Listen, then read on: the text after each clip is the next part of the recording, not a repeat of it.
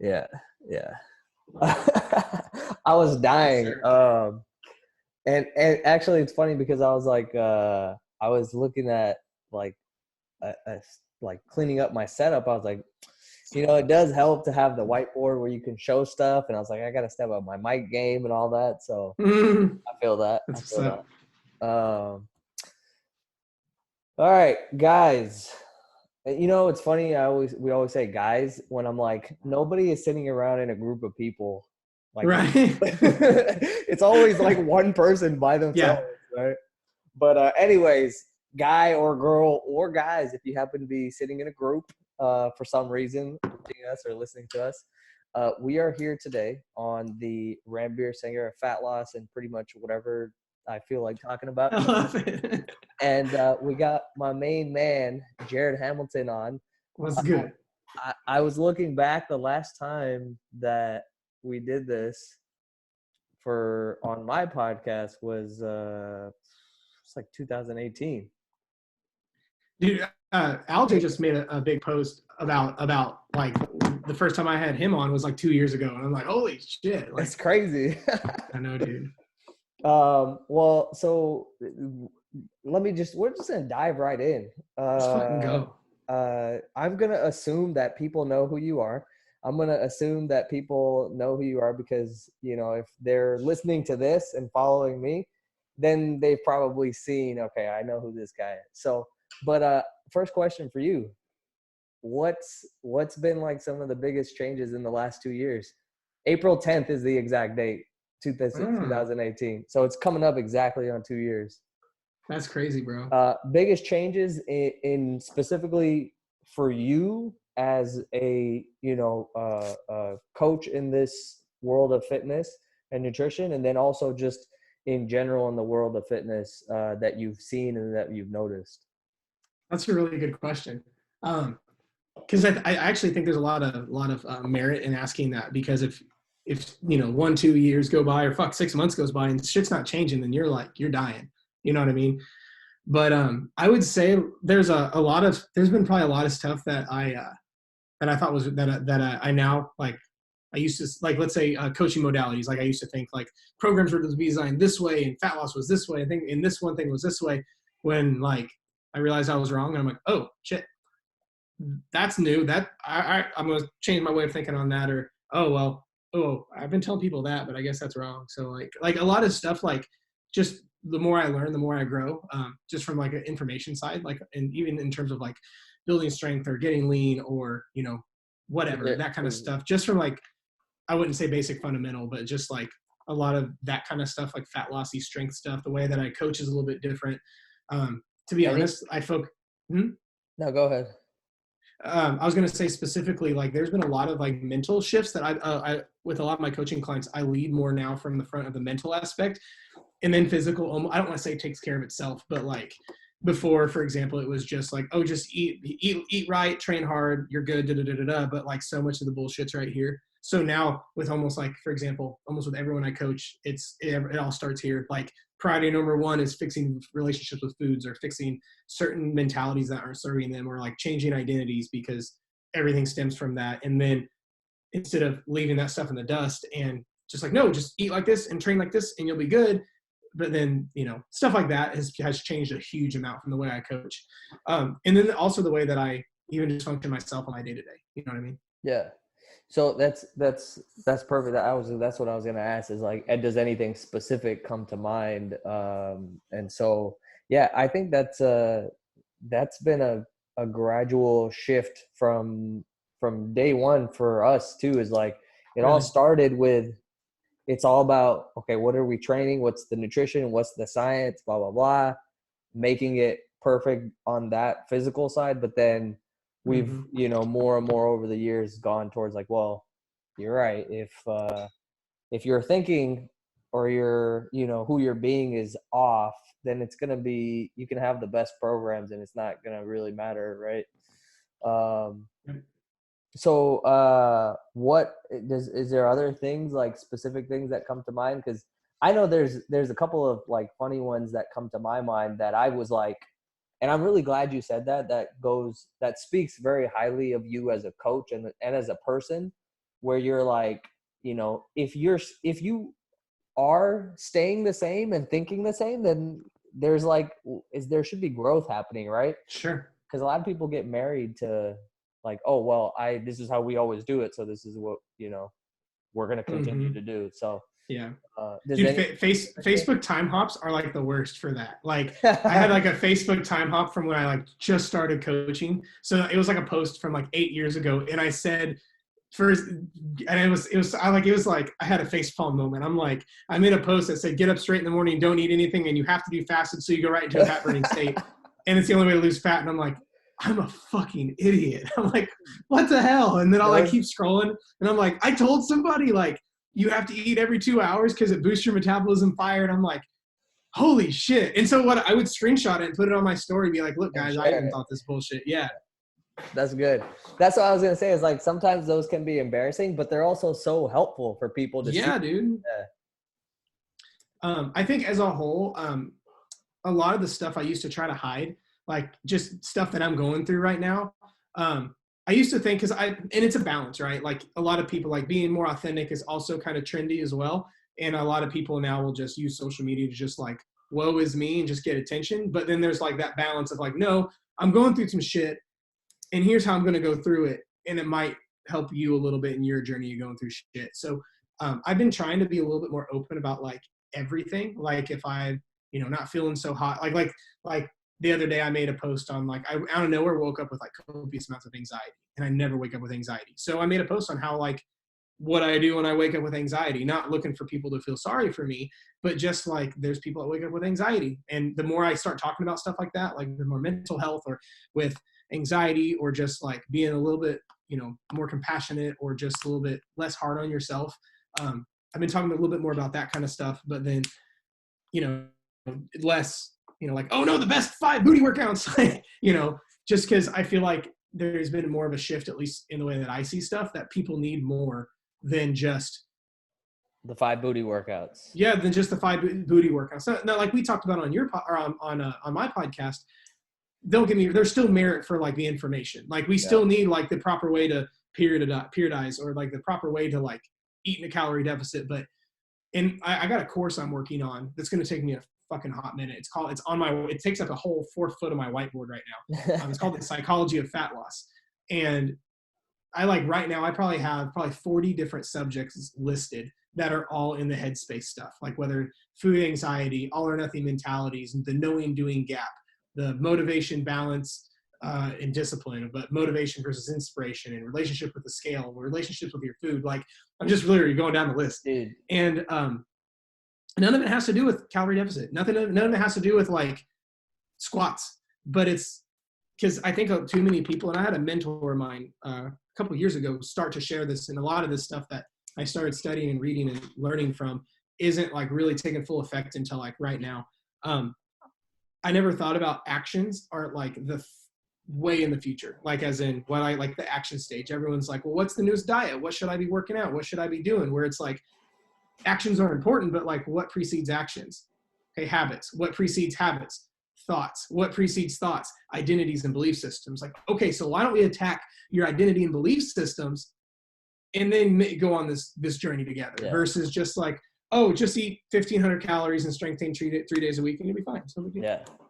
That's really interesting. And which, by the way, so is that part of the course you shared the other day, or is that going to be a different one?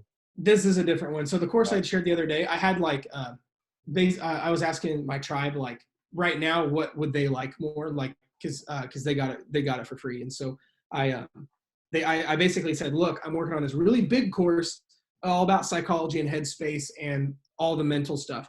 But then I also wanted to simplify like the immediate questions people want to ask, like, all right, I'm doing this. How do I get in a deficit? How do I make sure my deficit's right? Hey, how do I do this forever? And that one didn't quite take me as long. And there was a little bit more demand on their end for it. So I just did that one. Because that one was like 3 videos. This one literally might be 40 videos. No, that's dope. I like that because that's kind of also answered the question of, that topic where we discussed like,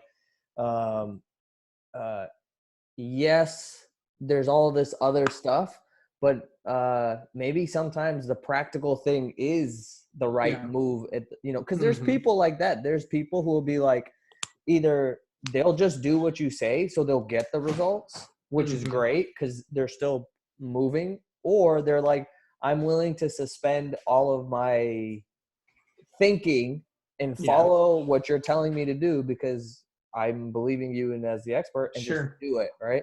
So I like that. I like that because and then I think for sure, like if anybody is like um uh in any of those stages, definitely I would recommend check those out because you need both of those Mm-hmm. pieces of the puzzle. Well, and even like in that course that we're referencing, like especially in the last video, because the last video was titled macro guidelines for happiness, energy, happiness, and sustainability. So like we dove into like headspace stuff too. Like you can't, I don't know, to be honest, I think that's one of the other big shifts that I've made over these last couple of years. Is before I was all about optimal.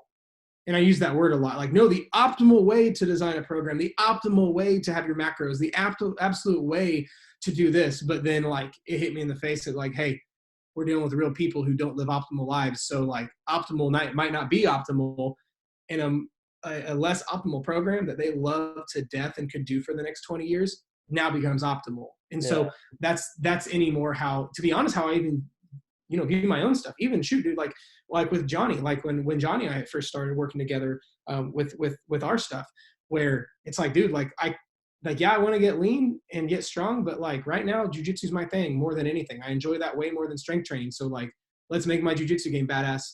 And so he's like, bet, let's go.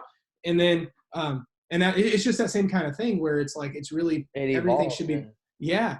And it's okay for goals to change, Yeah. and because interests to change, and obviously there's an extreme to that, but I think that plays a big role as well. Yeah. I think that's a really, really good point because a lot of times, and that was our conversation. So for anybody who doesn't know, Jared's been working with us, and Coach Johnny from San Jose Barbell has been coaching him for the last, what is it? It's been like eight, Yeah, 7 or 8 or whatever. 7 It's or been 8 months. fucking amazing, man. And when we first talked, it was specifically about hitting those big numbers, getting those numbers up. And then it evolved, and now we're at a different place. And that's important. And I like how you balance that, where it's like Triple threat. Yeah. Now we had an injury. Now we're moving, evolving and adapting. But you're right, because one thing that we have on our wall from Dan John is the goal is to keep the goal the goal. Yeah. And sometimes people start doing something, and this could be on both sides. Like they'll start off being like, hey, I want to, get strong and lose fat and look great. And then they'll become stuck or married to doing a particular exercise or a particular thing, and they don't even know why they're doing it. And it's like, you got to constantly pull yourself out of what's going on so you can observe and, kind of assess where you're at, which direction you're going, and are you legitimate? Like, are you using the right stuff for the right moment? And are you being consistent enough? Because you're right, it could go to the extreme the other way, where you're just like, oh, well, I'm going to change every, you end up changing what your focus is like every, 2 days or something stupid. Like, well, and when you and I originally had that first conversation, when I shot you you guys an application over for coaching, even the stuff, and I think this is important for everybody listening, that like keep the goal, but the plan of attack is obviously going to change, because at the end of the day, the original goal, like when you and I first spoke, it was I wasn't strong and I wanted to be really strong. But at the end of the day, it was, you asked me like, well, why do you want to be strong? Like, why do you want to be leaner and stronger? Like, what's the point? And it came back to like, I don't represent my role as a coach good enough, and there's an ethical issue. And I wasn't showing up in my life the best way that I could for what I feel is authentic and what I should be doing. And that was the reason. Like it came back to be like, the goal wasn't necessarily to get stronger, to get lean. The goal was to be a really good coach. And right now, me being weak and fat as a coach was not being a good coach. So I had to lead from the front. And that's when I hit you guys, and I'm like, I need to also like consume more of what I sell, if we're being totally honest. You know, if you're a car salesman and you work at a Ford dealership, but you pull up in a Honda, like, people can be like, what's up with that, bro? Or like, you sell, you know, you work at GNC, but you buy your stuffs online. Like, Yeah. what's up with that, bro? Like, Yeah. come on now. And so for me, it was the goal was actually just to whatever I needed to do to be the best coach I could be, because that's what I feel like I'm put on this earth to do. And then the plan of action changed. At first it was like, well, why don't we get your body fat down before we get stupid strong? Yeah. And then right now it's fucking crimping around on crutches because of my knee injury. But then, like, as soon as we get back in the swing of things, I'll be back into probably lifting heavy. And just, I think you made a really good point that keep the goal, but you know, the facets around it, it's okay to change when it's appropriate. Yeah, absolutely. It's sorry. You got a dog in the gym? Dogs.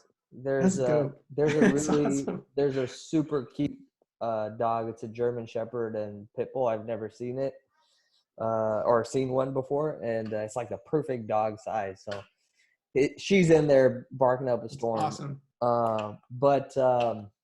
Great. Now I forgot what I was gonna say, but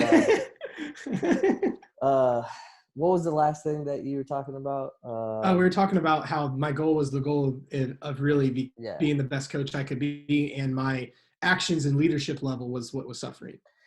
And you know, so you felt like you weren't in integrity with yourself, and so you know, I really like.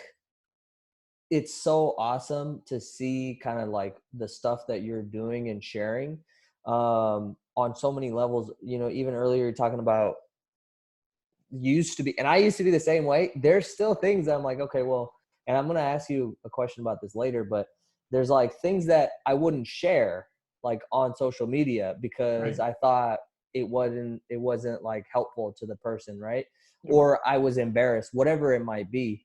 And to see, you know, you sharing like, okay, look, the YouTube video that you put out recently was very, very good. You know, about your knee. I blunt my knee. Now what? That, yeah. And it's really awesome because it shows, you know, number one, you like how you're thinking, how you're approaching things, but also you made a point of like, it's not a reason for you to throw in the towel because you could very easily do that, which is what a lot of people do. And you know, besides the physiological standpoint, if that's the worst thing you could do for healing, it's just like it's not helpful to you, to your own well-being. And again, not that you know it, some people don't know it, but they're out of integrity with themselves, and that doesn't feel good. They know they're not living up to what is truly possible for them. And what's funny is I don't even think we had this conversation yet. Johnny and my last conversations, what prompted that video. It wasn't, he didn't say, bro, you need to do a YouTube video, but him and I were talking. We just had a coaching call, like a check-in call. And we were talking, and cause it had been a second since we'd hopped on the phone, and he just wanted to see how I was doing and whatnot. And I told him this kind of where my headspace was at with all this stuff. You know, like, just with things being crazy. So there's been like more drive-throughs, there's been less trains. There's just with all the stuff going on. But like, I still am going to show up and do as well as I can. So like, if I'm smashing, you know, Taco Bell, like I still got to like, not like, there's still stuff I can control, or like I can't do a lot of lifts right now, but you bet the same 7 upper body pin machines I'm wearing the fuck out right now, like stuff like that. And he said, you know, dude, he said, bro, like, that's so underrated and underutilized. Most people have no idea. So the fact that like your headspace is like, okay, now what can I do? Or like, okay, well, this sucks, but this doesn't have to suck. And he made it a point that I recognize that skill set and that very proactive approach with not just being a little bitch is huge. And that's what prompted me to make that video. And that's why I'm like, and I'm glad he highlighted those things because like, he's a really good coach, by the way. Fucking awesome. We appreciate that.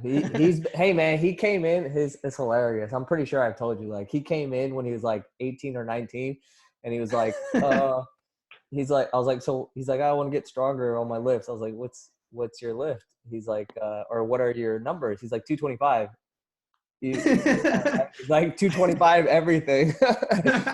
And here we are, you know, like a fucking 6 or monster. 7, like 4 or 5 years later. But yeah, man, like, because that is something that people need to hear, that there is literally, and I know everybody uses the word literally all the time, but I'm going through my head, there is no reason for you not to continue to move in a direction of strength and health.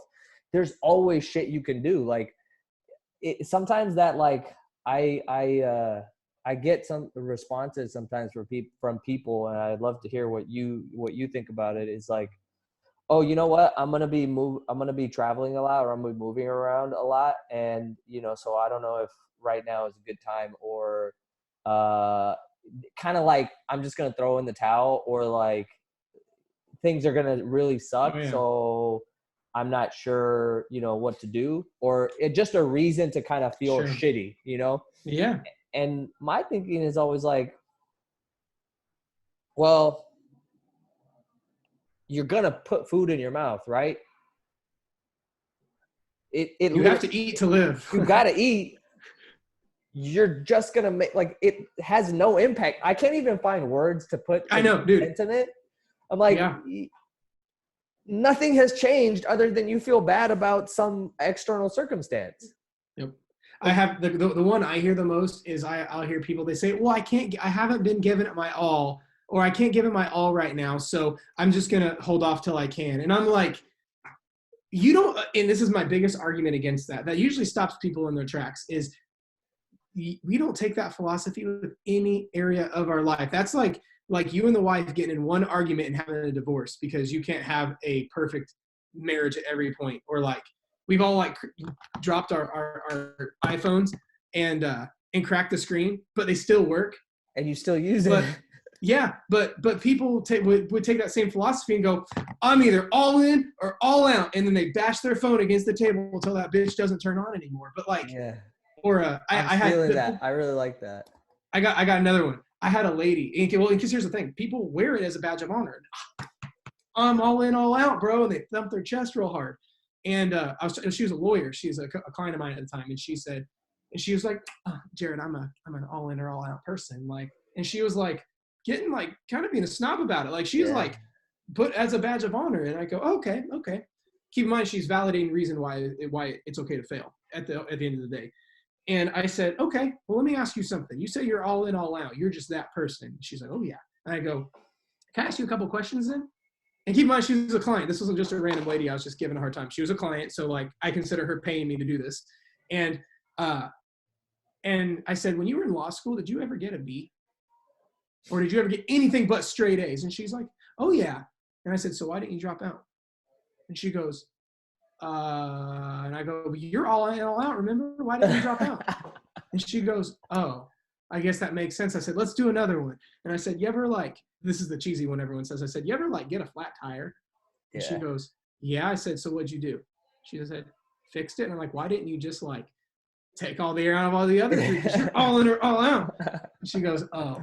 And then I gave her the phone screen one. And I'm like, what about that phone screen? You ever just cracked it? She's like, yeah. And I'm like, what'd you do? And she's like, hope to God it turned on. I go, so why didn't you just stomp on it till it didn't? Because you're all in or all out. She goes, oh. Because people take this, dude. We're not all in or all out people, but then when we come to fitness and fat loss, we like to use words like optimal and like to use words like perfect and like to think we have to be 100% or zero, and that's not how life works. So when you take that philosophy to fitness, you fail. Yeah, dude, that's so, and you're absolutely right. And I was looking through some of the posts that I really like from your Instagram, and that was one of the ones that really stood out because I think about that all the time. It's like, there's no reason to validate your excuses. There's no reason to beat the drum of what sucks. Like, you know, I love that. It's something, I think we talked about Abraham Hicks before, or Esther Hicks, but she says that all the time. And I have to even remind myself sometimes of um, like if there's any benefit to beating the drum of what sucks and why it doesn't, like why it's not great, and oh, blah, blah, blah, then if there's benefit, then I would say do that all day. But Yeah. I'll sometimes ask, like, have you ever done that and then ended up with a good result? Mm-hmm. No, the answer is never. And so I think that's really beautiful. And we're always just like, it's really silly when we kind of look back at ourselves, because we've all done Yeah. it, of like, we validated why we allowed things to stay sucky or why we're not going to do it, and then just feel shitty about it. Like, there's Well, no to reason. even right. Well, even tag along to that one. This is another one of my favorite car analogies. We got to People have too. one episode just on car Just for analogies. car analogies. Oh no, 100%. But it would like along the same lines. I'm shocked at how many people leave failure on the table as a viable option. Like people have a hard time with fat loss or whatever the hell they're trying to do, and because it's not going, they validate failure by throwing their hands in there and going, I guess this wasn't meant for me. I guess I'm not supposed to do it. But let's compare this to non-fitnessy scenarios. If um, if for some reason you got into your car and your car didn't turn over, you went to go and it didn't turn on, you would go, wait a second, that's not right. You'd go, maybe my battery's dead, maybe I'm out of gas, maybe there's something unforeseen in that super complex engine of mine that I'm not a mechanic, so I might need to get professional help, or maybe my alternator shot, whatever. Like the last thing on your mind is, maybe driving's not for me. Maybe I'm meant to be a walker the rest of my life. Damn. You know, That might be my favorite car analogy from you of all time. And you know what? I was thinking about what we were or what the title was going to be, but that was one thing that I wanted to bring up. It was like, and I texted you the other day. I was like, one thing that I really admire about you and you're really good at is doing those juxtapositions of like, hey, we just say some random shit about fitness and health, and we're like, cool, it's all reasonable and rational. But then when you put it next to something like that, it makes zero fucking sense. Like, philosophy should work in and out of fitness.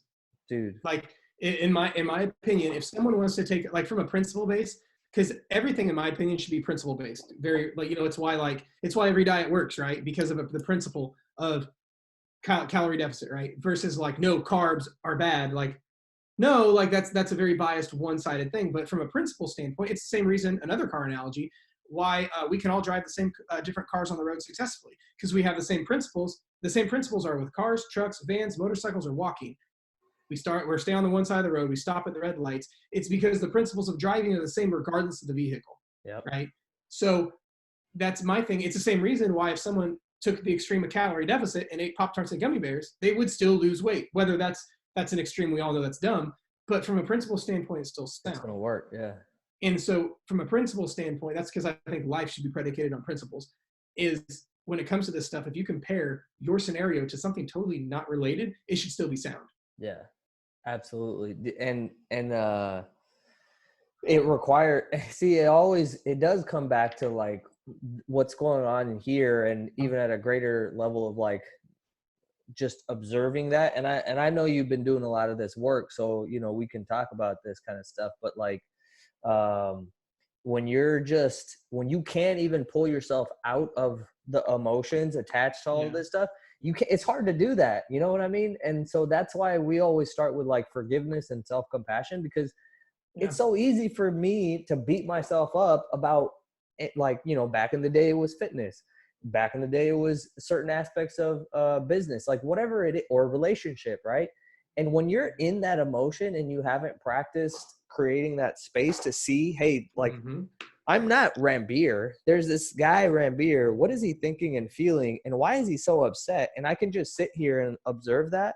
Then, I can start to like do some things. And it's, I really like that that's what I don't think I've heard anybody before say that, where it's like your philosophies, but it's so 100% true. Your philosophies should work in and out of fitness. It's like I always viewed it as like in school we first learned about angles. If you have like a ramp that's like a 30-degree angle, like it doesn't matter how big it is. It could be 80 feet long or like half an inch. A 30-degree angle is a 30-degree angle, no matter the size of it. And that's the way I've always thought about that. Are your principles the same, and do they work regardless of the size?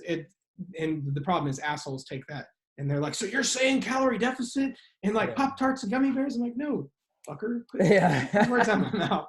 But like from a principle standpoint, it should work. Yeah. Those things, that's always funny. So that's why I always say, like, I'm not trying to convince anybody. So like if somebody wants to be the fucking guy who's like, oh, well, you're saying this, then for that, we'll just be like, yeah, that's what I'm saying. There's a great. I'll argue with him. I'll be like, go fuck yourself. Like, hey, we need both kinds of people. So I'm not gonna do that. I'll just be like, okay, whatever. But we need people to also be like, no, listen, like, shut the fuck up. You're not making any sense. All right. See, I usually lately, normally when it comes to shit like that, like with keyboard warriors and shit, I used to feel like here's more changes. I used to feel like I had to convince them. And then I started validating it with I would actually go back and forth with them for the reason of other people watching the conversation. But I think I just use that to validate arguing. But then now I'm like the king of passive aggressive sarcasm. I like that. I don't know if it's good or bad, but right now, someone will take something so out of context. So I say, wow, congrats, you won the first place trophy for taking this totally out of context. Yeah. And then that's the most as I'll do it. Yeah. But I probably should just good. leave it alone. It's good. It's I'm working on it. As long as you're having fun with it, that's the main thing. Because you're not going to convince that person anyway. I feel that, because I used to be like, I would think oh, I should correct this person because other people might read it. But then I was like, if somebody's going to listen to that and they're going to be like, yeah, then I'm like, well, both of those guys can both stay fat and weak. I don't have anything to prove. I know what the fuck I'm talking about, Yeah. Which leads me. So I have a couple of questions specific. And so you say it with a smirk. It's concerning. Well, the reason is this, because I know you've been looking at Kyle Cease's stuff, and one thing that fits so beautifully with kind of how I do things is, how I don't know if you've seen this or not, but he goes, I don't come in with a game plan. I just try to come in and be present, and the right shit comes out. I haven't heard him say that, but I do that. I hate doing podcasts or videos with notes. The actual vast majority of the content I make on the spot. It comes to mind in the shower or whatever, or when I film most of my podcasts, the most I'll do is I might have 5 bullets. Yeah. And that's it. But otherwise, yeah, I totally agree with that. Well, I really like that because, I've been writing down some stuff, but it came out of the shit you were saying, the things that we were talking about. So the first thing, and I'm going to ask you your own questions later on, because you ask these questions all the time, but I don't know if you answer them, or I'm sure you answered them, but you don't get asked them. So that will be interesting. But this came to my mind. There's this quote. Are you an Indiana Jones fan? Yeah, I mean, I haven't seen the movies, but yeah. I know exactly who he is. Okay, cool. All right. So Indiana Jones is this world famous archaeologist, right?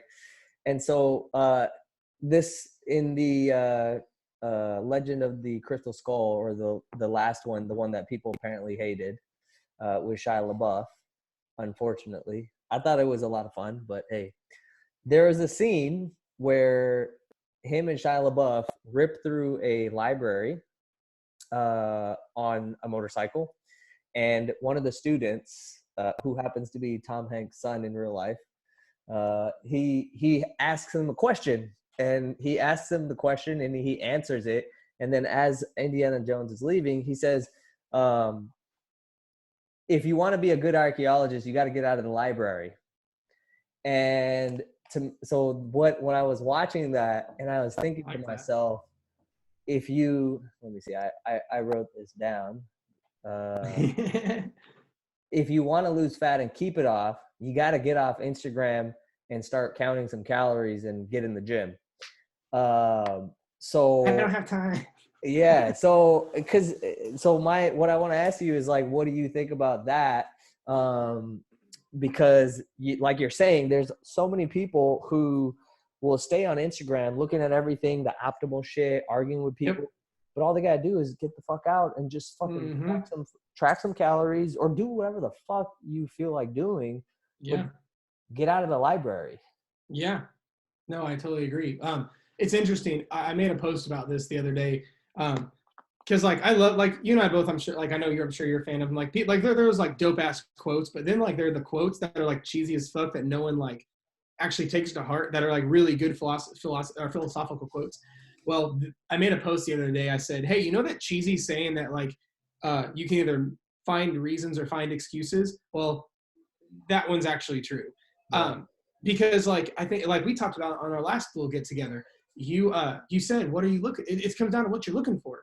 Like if you're looking, like I tell people, assume that everything you want is right in front of you, but like it's what you're looking for. If you're looking for reason, it's right there in front of you, but if you're looking for a reason not, it's right there too. But like then you have all the science of your reticular activating system and all that stuff. But but like everything, like if you walked out your door and said, I have to find $1 bill on the ground, I have to find a $1 bill, you would somehow look over every piece of trash, but you would find that $1 bill within an hour because you're looking for it. Yeah. But it's the same thing as people are wanting to find, when people say stuff like that, in my opinion, they aren't truly looking for what they think they are. When people start validating failure, that's the other thing is, I'm a big fan of ownership, and most people, when they make excuses, they make it as if they're not in control, so they don't have to own up to it and be held accountable for their actions. It's like if you get pulled over, everyone's like, oh, sorry, officer, I didn't know I was speeding, hoping the officer is like, oh, he didn't know, I'll let him off the hook. It's the same thing. If you don't know, in our heads, I'm convinced we feel like we're not liable, right? So when people say, oh, I don't have time, they're not held liable now because that was their out. But all excuses are is validating failure. So when someone is saying, like I had someone the other day, I made a post on TikTok and someone's like, I don't have time to count calories. I'm like, you're on TikTok, motherfucker. Like if you have time to be on like anything, like MyFitnessPal is right next to Instagram. Like you can make it like I made another post. I said, hey, if you have, and I was trying to like play up, if you don't have time to count calories, I was like, if you don't have time to count calories, why the fuck are you on Instagram? Yeah. Because it's one of those things where I think people are believing things that don't serve them. Yeah. But I think then people are just trying to find ways to validate failure, because when they validate it, they're not held liable.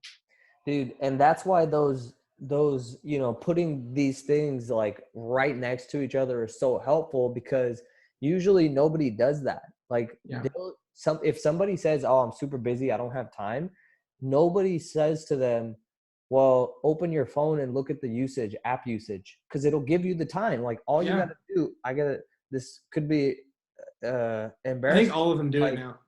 Yeah, like I go to the left, it tells me what was my screen time and how much time I spent in each app. So it's like there's like 3 hours a day on Instagram or something. Dude, it's like, what the fuck? It can be embarrassing. I'm not gonna show mine, but like someone can easily say, oh, I don't have time, work is crazy, and everyone's just like, oh yeah, totally. But you have to do that. You have to. Mm-hmm. So my question to you is, and by the way, if someone's on TikTok, they're spending way more than 30 minutes. Like it's crazy. It gets you. I don't know what it is. It's like, let me ask you a question. Who's your favorite TikTok person right now? To be honest, what's funny is like I actually spend most of my time when I'm on TikTok, if I'm scrolling, I spend it more on the For You page versus the following. I might follow, like I barely follow anybody, but to be honest, this sounds really cheesy. I think because I base my content off of what's trending. So like if I hear like because I do it mostly for like I'll have fun with it, but I'll like find like I might have a 5 ways to combat cravings or like 5 something. And but I'll want to find what song is trending. So I'll like scroll through and it's like, oh, 8 people have played that song, I'll put it with that. But I mostly do that. But like I don't know. There's a reason the top ones are the top. Like I don't know why. I'm not even a big dance dude, but there's a reason Charlie D'Amelio is at the top of the rankings. But Yeah. she's dope as fuck. Yeah. But a lot of times I don't know, I'll base content off, or the style of the content off of what's trending. So I spend most of the time on the For You page. Got it. No, that's good. Well, man, there's a lot of good people on there. It's a fun little thing. Which, you know, so what I was gonna ask you next was like, so someone's like, oh, I don't have time, and you show them like how can they, you know, like become more aware. How do you get someone? Because then the thing that happens is like you start to just feel, either you're like, fuck you, Jared, or you're like, oh my God, like I feel so shitty and guilty.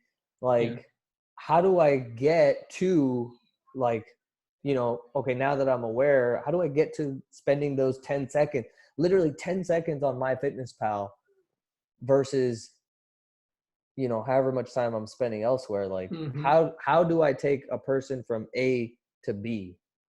I mean, I think a lot of it has to do with, number one, how open are they? If someone is like so shut down and closed that their headspace, there's nothing. Like, that horse does not want to drink. I cannot force it. You know what I mean?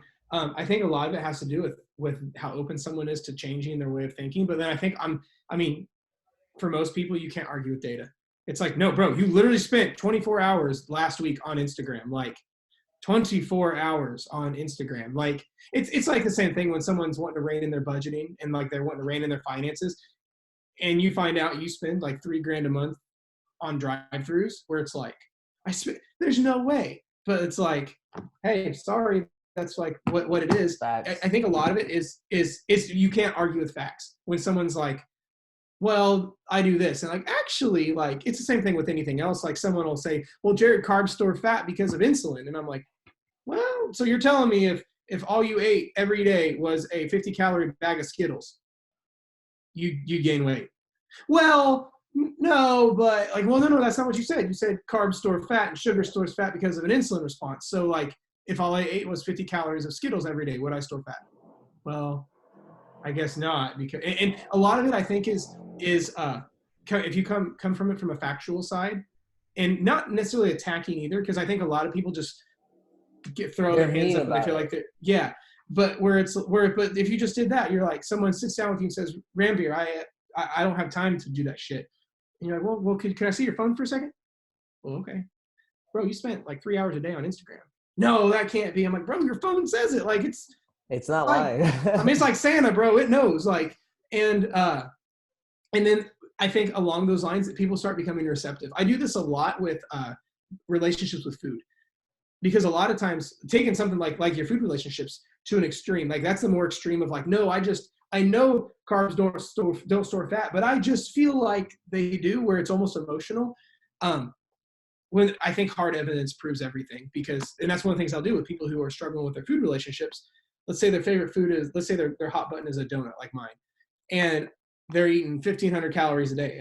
I will tell them, part of your program is a donut every day. Every day I'm going to get fat. Do you trust me? Yeah. Okay. Donut every single day. And then they see it. They had a donut every day and they lost weight, and they're like, oh, I get it now. They have oh, I get it. And I think it's the same thing with this, is once someone sees the hard data, like, know how many hours you spend on Netflix, how many hours you spend on commercials when you watch TV, how often are you, just shooting shit with your boys that doesn't do anything? How often are you, when people tell me like they don't have time to make their bed, I'm like, who are you? Are you fucking kidding? Well, life is going to kick you in your balls so hard. And I think a lot of it like is really like, there's like the tough love side of it, but coming from a place of compassion. Yeah. I think there's a very delicate balance between that. But I think part of it is really just showing the data more than anything, to see if they're open for change, because that shows a lot. I had a guy that I was talking to about this exact thing. He couldn't count his calories I've never seen someone, let's say his discipline was very, very, very, very bad. Made excuses for everything he did. And so before we could even get into the world of tracking calories, I said, bro, I want you to, because we got to get promise keeping under his belt first, and just some level of discipline. And I'm a fan when doing that, it's got to be something that takes under 30 seconds that they don't want to do. So making your bed. So I said, bro, I want you to make your bed every single day. We're going to start there. That's the start to your fat loss journey. Is you're going to make your bed every single day because we're not quite ready for calorie counting in food yet. And this dude argued with me for 5 minutes why he couldn't make his bed every day. And I'm like, how, you said it takes you 8 minutes to make your bed? Well, then get up 8 minutes earlier. Like, no, you don't understand. Like it's just hard for me. I'm like, I don't give a shit. I said, this is why you have so much trouble losing weight. I said, this is why your standard's terrible. Like, and I think it comes down to it. I'm about to make this big post, like, the reason you're not losing weight isn't because of a calorie deficit. It's because you leave dishes in your sink at night. You don't change the toilet paper roll. Your bed stays unmade, and the cart, and you don't need to put your cart up in the grocery store because it's not your job. Like, dude, that's why you don't lose weight. It's because your standard sucks. Dude, that's so fucking money. Like, that's just gold right there, man. You're talking about principles, I don't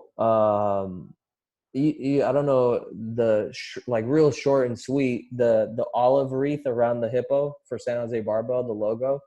The olive wreath stands for principles Really? and virtues. The story is, the short version is, when Xerxes arrives at Thermopylae, there's no men there, and he says, "Where's all the men?" And then one of the generals says, "They're all at the Olympics." And he says, "What did they win?"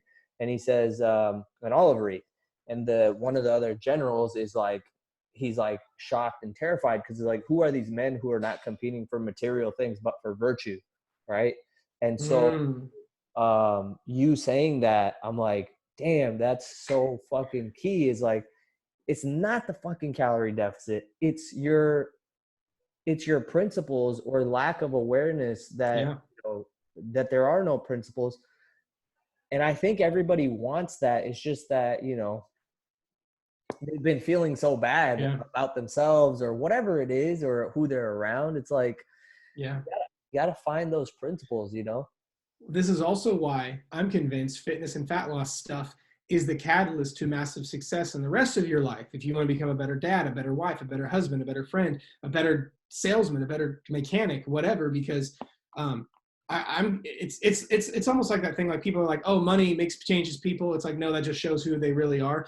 Fitness and fat loss just shows who you are. It shows if you're there, because everyone knows no one wants to diet. You're not always gonna be fired up to train. It's literally the key to saying, let's see how your self-discipline and promise-keeping skills are. And it shows you all of it. So once it's like self-discipline and all these characteristics and virtues are like a muscle. Like, if you're a strong individual, it doesn't matter if you're like vacuuming or driving or picking something up, you're a strong individual doing it, and it applies to everything. Whether you're pushing a car or pushing dumbbells or cleaning a window, like, if you're strong, it affects everything you do. In the same way, if you become ungodly disciplined and just like a monster with your promise-keeping and self-discipline skills, you're telling me you're not going to be a better husband, a better salesman, a better mechanic, a better friend, and it just applies to everything else, Yeah, dude, fuck, that's really fucking good. And this is so, like, if anybody sees, like, oh, like, I'm always dressed up, I'm in the fucking gym, deadlifting in gym and regular clothes. I love it so much. But that thinking came from, like, hey, you know what? I am going to hold myself to a higher standard. And, there was not that it's wrong to wear like sweats or workout stuff, but it's like, you have a way of thinking about things. And so there's a big stretch of my life where I would just I literally dress like a fucking bum, and something didn't feel good. Like, something was not right. And it was because I was not taking care of this, grooming, like you're saying, like, are you organized? Is your house clean? Is your car clean? Or is everything just fucking everywhere? And so then, of course, you don't have time to work out because your life is a mess, and you're just making it that much harder on yourself. So I think that right there, man. And you mentioned, all right, for some people this might be going deep, but if you're gonna be listening to us, like, I think you got to be prepared to get, hell yeah, like, go fucking deep. This is not like surface level bullshit. You said ungodly discipline, and so what popped into my mind is like, especially since you've been, I know you do the work. It's like, well, if you believe in God or the universal power or nature, have whatever name you want to give it. It doesn't matter. If you believe in that, and it's this all pervasive, limitless, powerful thing, right? And you can also look at the scientific perspective, right? They also say, like, at one point every atom was, connected and still is. That means you are the substance of God, right? So it's not only is it it's like taking it from God, ungodly. It's like, no, it is godlike. Like, think about what would, I don't know where that term came from. I'm just being ridiculous. No. It makes sense. It makes sense. It makes perfect sense. Like, it's funny like how we say it, but it makes perfect sense. But like in my mind, it's like, if I have an image or a picture of a God, what does that look like? And if I can recognize that I am that, we're going fucking super deep for some people. Like, I love this, dude. This is so good. Would I not pursue it in that way? Like, would I not, or would I be making excuses? Like, I can't make my bed. I'll argue with you for 5 minutes about making my bed, but could have made your bed. Could have made my bed. Could have made 10 beds in that time. No shit. Yeah, dude. No, it's so good. That was, I don't know if some people will be able to get the depth of that, but I'm just going to pause and have a sip of this Diet Coke right here. You mean the cancer juice? Yeah, the cancer juice. You might as well have coronavirus up in there, bud. Don't even get me started on the corona. Me neither. Maybe we'll make that the last question. Get your thoughts on the coronavirus. I don't know if you want them. Like, shit.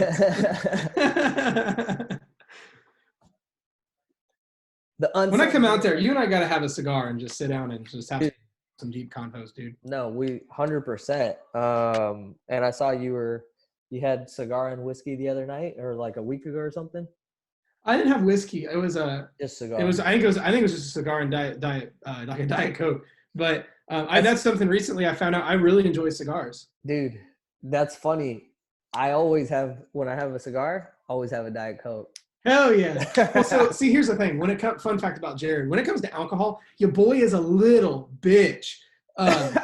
As in, I'm a lightweight as fuck, and I'm uber picky. Like, I'm either drinking like margarita girly ass pina colada bullshit or like Jack and Coke. Yeah. But the thing is, like, if I just don't like to drink that often. I'm not a big drinker, and then like it has calories, so like I would rather eat those. And cigars don't have calories, so Dude, that's hilarious. That is exactly the thinking that I operate, and I've been sharing this with people. Like, people are like, people want to talk about alcohol and whatnot. I'm like, look, you got to first reevaluate, because you're saying a shitty time and getting fucked up and like feeling shitty is better than looking good. To me, I've realized my operating system is now from like, I'm going to make decisions based on what's going to make me look and feel better. So exactly what you said, cigars have 0 calories. Diet Coke has 0 calories.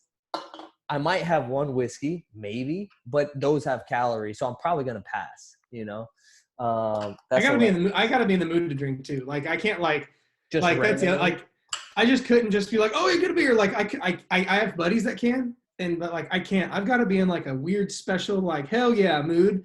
Yeah. And I'm all like cloud 9 all the time, but like I gotta be in the mood, especially for hard liquor. I gotta be like in a certain like whatever, which is not a thing very often, but anyway. I like that. Unsung heroes of fat loss. That's a good question. Took it from our last one, bro.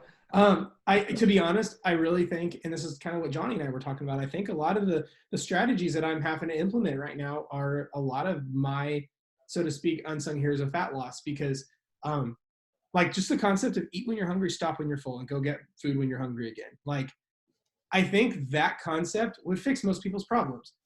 Like, when you're like the amount of people who force feed themselves to finish a plate. is just ridiculous. And and that's the thing is I grew up in a place where like scarcity mode all the time, where it's like, no, we paid for that. You got to eat all of it. And I'm like, but I'm full, mom and dad. Like, and then I grew up in that. And it's one of those things where if you're not hungry, stop eating. And it's not any less wasteful. Like, you're telling me if you eat the extra whatever, like, and let's say it puts you into a calorie surplus, like that stored as fat is not any less waste than if it goes in the trash can, you know? But I think one of the biggest unsung heroes is the concept of just stopping when you're full, but eating when you're hungry. I think that's a huge one. When do you think, because I'm the same way, it actually, I think for me, it was very recently where I started to actually live that. It's something that I've coached for a long time and understood. But when do you think that kind of you became like it became something that you were living? Because I think everybody, like very few people are actually aware of, oh, I'm full, I'm going to stop. Everyone's just, and people wear it as a badge of honor, like, oh, I can eat this much. And like, what does that mean? Like, you're the guy who can finish everything? Like what? Well, so I like to use it a lot. Like, so even like right now, like, of course, I try to, I'm a big fan of calorie tracking. So like when I'm like right now, I'm dieting, I'm doing all my stuff. I'm tracking all my stuff in calories and whatnot. But like, if I'm in a situation where like, let's say I go to like a get together and I don't want to count calories, or I'm not going to, or like right now with this deal with my knee, there's been the number one hardest thing with my knee being injured that I can do, because I'm on crutches at all times, is cook. It's the hardest thing I can do. So what my wife has been doing, she's been amazing. She basically went and prepped a ridiculous amount of food for me. But then right after I got injured, then like her mom got in a horrendous car accident. So she had to go take care of her mom and help her. So I've been like, yeah, go do whatever. And so I was fending for myself. And like I said, like for me, trying to cook has a massive chance of injury right now. So throughout that time, like I was going out to eat a lot more. I was smashing food here and there or whatever. And if I knew I was in a spot where I knew I wasn't going to be accurate with food and I didn't, I knew estimations were off or whatever the case was, I just stopped when I was full. I waited. I knew if my numbers were going to be off, I'd usually wait to eat. So I'd wait till I'm hungry. Like today, I didn't eat till like 3:00 because I just wasn't hungry. And then if I do go to a place where I'm, like a vacation or an event, I just stop when I'm full. Yeah. And then I don't go back until I'm hungry again. Yeah. Versus like, oh no, my dieting switches off, self-sabotage mode. And that's what most people do. And then it's like, okay, I got to start back over Monday and then they go into scarcity mode because they can't have those certain foods. And it's this vicious cycle versus, you shouldn't be force feeding yourself. Yeah. No, I like that. That's good. It's a tough, well, see, here's like me catching myself. It's actually not tough. It's like, oh, I actually want to feel good. So, but we make it into a tough thing. But I'm like, it always comes down to like, do you want to feel better? Because if you want to feel better, you'll ask different questions and you'll get different answers. And like I mentioned last time, I'm convinced that most people don't truly want what they say they want. Otherwise, behavior would change. It's like the two things that function, every person, everyone from, I don't care what anybody believes in, from Mother Teresa to Donald Trump to you to me. We all function off the same things. We try to seek pleasure and avoid pain. That's it. Those are the only two things that really drive most people, is the concept of avoiding pain or seeking pleasure. Yep. There's a book I'm reading right now that's what they're talking about is and they use that example, like Donald Trump and Mother Teresa. It's like people are like, those are nowhere near the same. And but like that's at the end of the day, but most people view pain and pleasure differently. This might be a good segue. As in, like, let's talk about drugs, like bad drugs. Like for some people, they view drugs as a way to escape pain, like fucked up headspace. Let me just go play with some heroin and I'll be fine.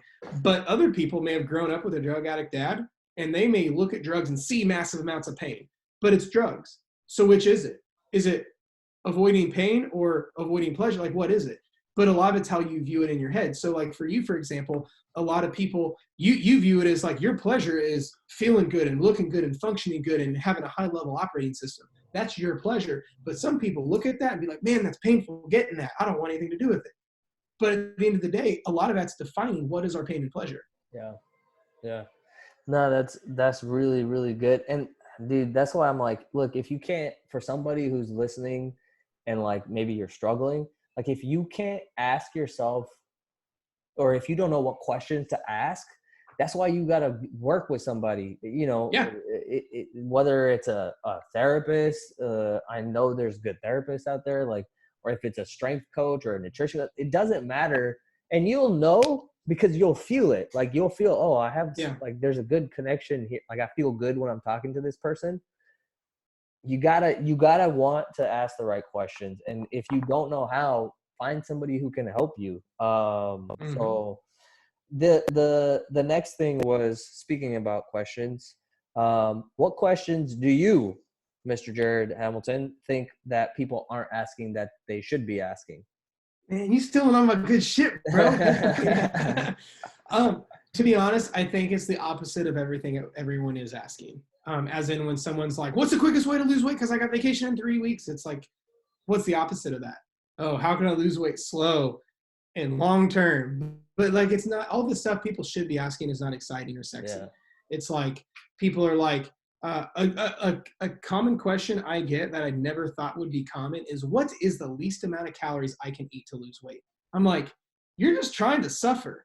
Like, what's the least amount I can eat? Versus it should be the other question, how much can I get away with eating while losing weight?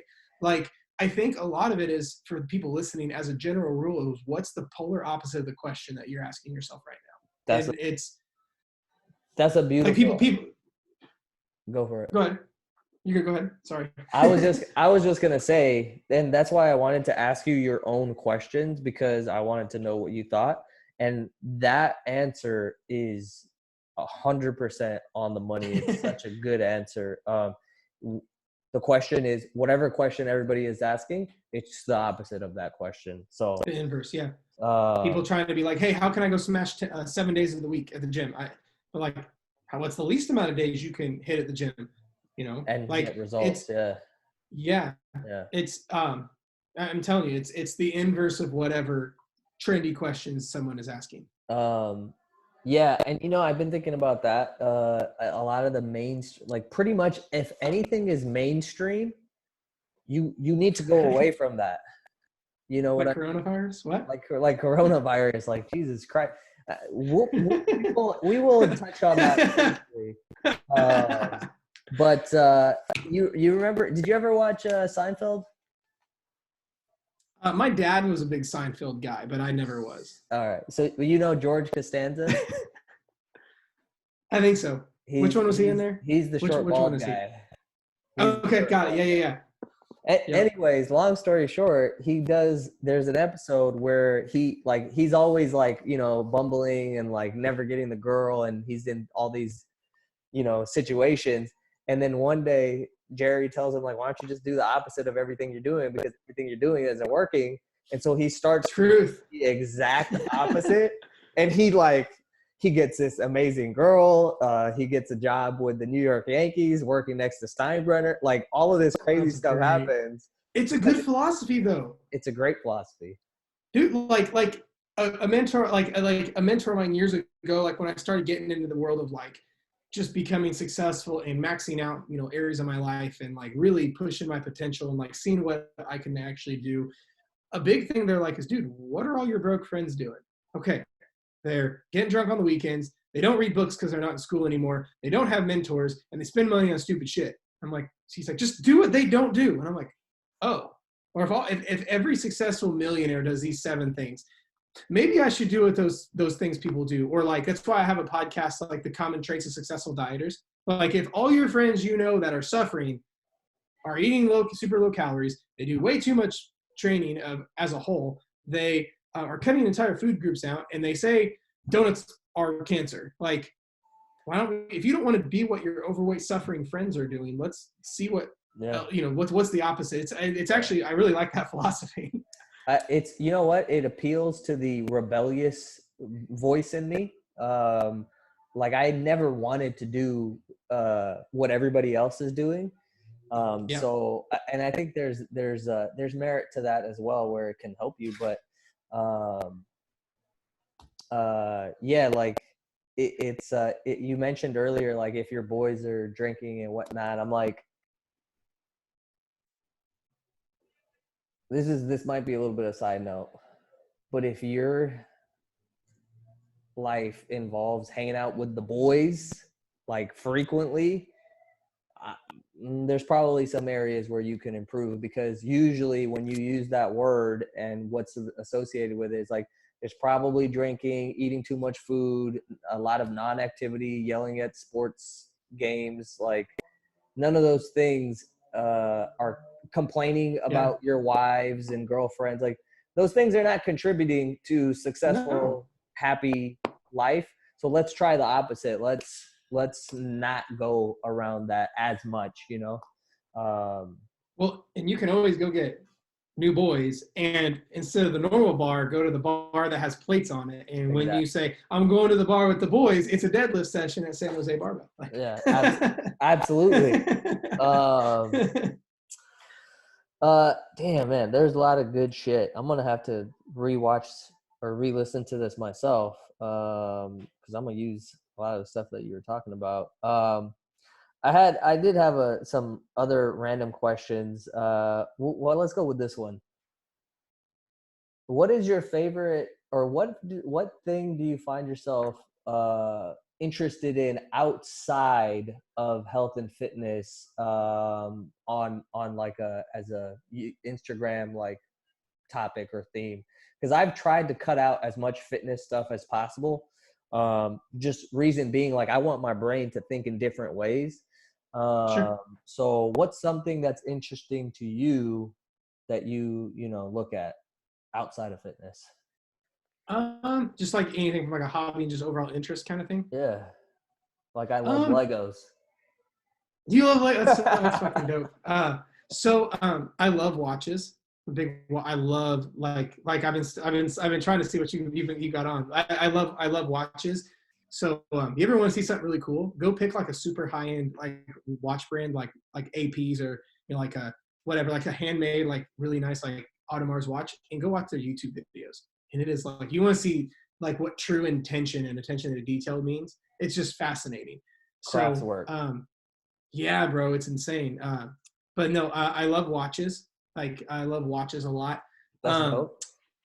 I like like I'm probably gonna be that guy with like a ridiculous watch collection. Like just like That's, you know anyway, that's what, another story. I was never into watches until my wife got me this one. What Um, is that? this is a Tiffany's automatic. It's all stainless steel, and I'm just like, and she kind of explained to me what you're talking about of the crafts work and like Yeah. the detail and the intention, and I'm like, I don't know, it just kind of speaks to me, and I'm Mm-hmm. like, I used to think about watches and jewelry and things in a different way, but now it's just there's something different, and I feel that. So Yeah.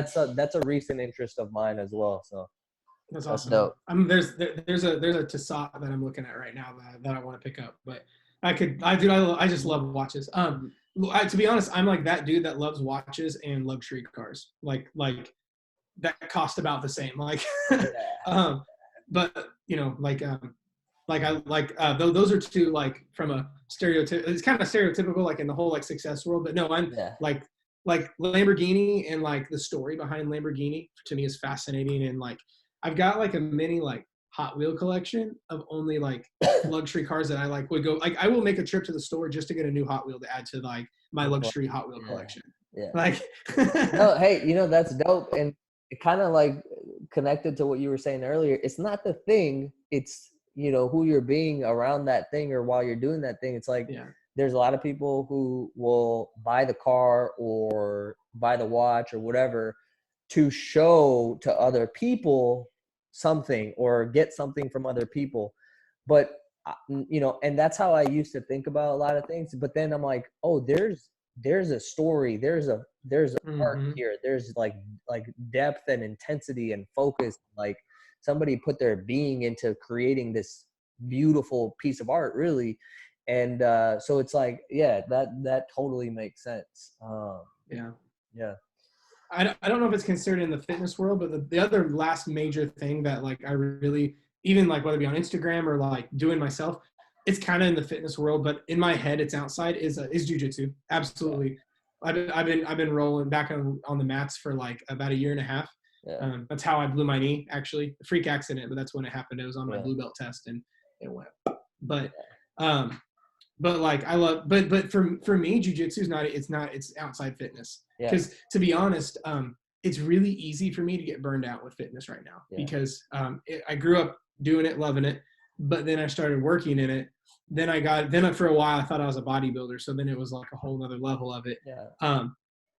And then like I started training people and coaching people, and so then like on top of, back when all I did was in-person sessions, I used to do like 200 sessions a month. So I would like sign up to yeah, dude. I was in the gym training people from like starting at 4:30 a.m. and like would leave at 9 p.m. Like it was insane. And then my own workouts on top of it. So what's interesting is like it's actually really easy for me to get burnt out on fitness. Yeah. But when I got back on the mats, I remember, because that's actually what led me to get back into jiu-jitsu. I was like, when was the last time? Because I realized I didn't really have a hobby. But I love hobbies that have a growth attached to it. Not just like not that going fishing is wrong, or like, taking your dog for a walk, but like there's no growth attached to certain hobbies.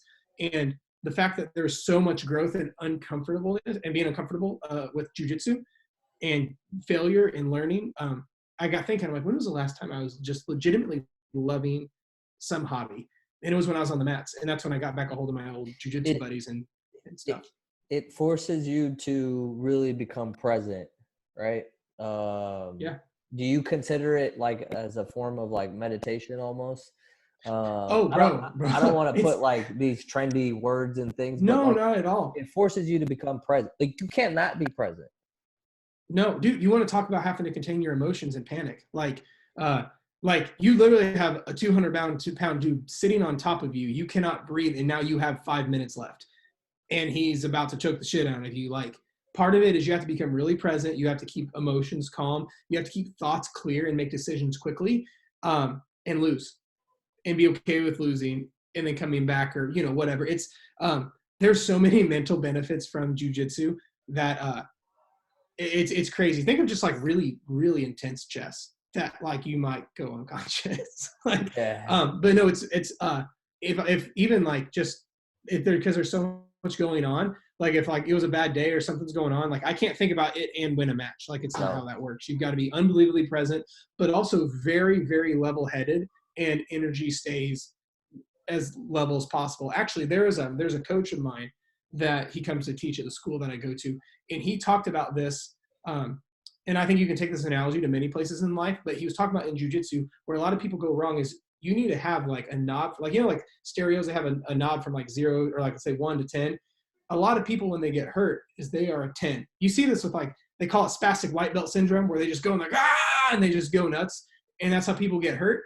Versus if you ever watch, if you should do this sometime, if you've ever seen it, you ever see like two like world champion jiu-jitsu guys go, they barely sweat and they nose breathe the whole time. It almost is boring. It's like, oh, I'm about to see two world champs throw down. It's like, it looks like they're sitting down playing patty cake, and like they're calm as fuck. And when this coach of mine, he was like, don't get me wrong. He said, there's a time when you got to crank that thing to 10. He said, but you've got to be very good and very intentional at, there's times you might be chilling at a 1, but then you might need to fly to a 10 and then kick it back to a 1, because it's just being able to be very controlled over your physicalness, your physicalness, that's not even a word, your physical state, your mental state, and where your levels of intention and intensity are. And then you start doing that stuff well, and life just gets better, Dude, man, that's a great analogy and just thing to think about for somebody. And I think just being active in general, the beautiful thing about it is you don't have to try. I think we're always trying to do stuff. Chasing, like Kyle puts it. Yeah. And like, even if we're like, okay, well, I need to be, more present, and you're still fucking trying. But sport or any physical endeavor, it kind of, you're there. Like, you're in that moment. Basketball is like that for me. Like, really? it's like one of the few places where I can go. Nothing is happening. I'm 100% present. And that's why, like, look, if you're feeling, whatever kind of emotions in life or in your health, like, just go join something where that feels good to you and is physical, because you will find your way. Like, don't try to control it and force it. Like, you're gonna find your way. Oh yeah. Fucking dope, man. Really, really fucking good shit. That's good. I think it's a beautiful lot of stuff to chew on there. Yeah, beautiful, beautiful place to end it. But I'm definitely looking forward, whether we make a trip or whether you come out here, and we'll have to do this in person. But yeah, man, what info would you like to share? Where can people follow you? All the good stuff. Easiest place people can find me is probably Instagram at real Jared Hamilton. I went ahead and made my TikTok that because it's just easier if it's the same thing everywhere. I always say it's the real one, not the fake one. So some asshole had Jared Hamilton taken, and he doesn't do shit with his Instagram. So I'm like, he has like one. And I'm like real. I'm gonna be real Jared Hamilton. Yeah. So that's all the famous guys do, right? They're like the real Ranbir Sangera, but whatever. Well, there was also somebody took Ranbir Sangera, so I just added a dot. So I was like, all right. What? Where? Okay. Is that like a common name, like in the Indian culture? Like, it's not. Or is that like your own fan page? Is that like somebody's fan page? No, there's people who have the name. It's just not super common, but. That's crazy. But no, probably the easiest spot would be at Real Jared Hamilton on Instagram. Then they can, if they like that, they probably like all the other stuff that I posted there, like the podcast and all of that stuff. So. Yeah. I would definitely go check out the podcast. Lots of good stuff on Jared's podcast. The Hamilton Trained podcast. The Hamilton Trained podcast. One thing before we end this that I wanted to highlight, which just like it's like it highlights for me also your, you living what you're talking about and sharing. And also it goes along with like the principles that we discuss, like trying to find principles that come out of us that we want to live up to. This man is injured, and he is still not only is he doing all the training and like the nutrition stuff, but I saw you were at your jiu-jitsu practice watching. Yeah, I still go and watch and talk to coach, and in the same way I would like be in class, ask questions and engage. I'll still I go and still learn like mentally, even if I'm not on the mats. Dude, we could go on about that, but I just wanted to highlight that because, we started off earlier talking about, your this or that excuse. It's like, well, if your car died, you wouldn't just like set your car on fire. You would try to figure out what else is there, right? And so that was just like, I was like, damn, okay. That's dope. That's gotta do what you can do, bro. Like, gotta do what you can do. So. Well, cool, man. I hope the one person or the multiple people gathered together had a solid time, and then we will see you on the next one. Hell yeah, dude. Thanks, brother. All right, bro.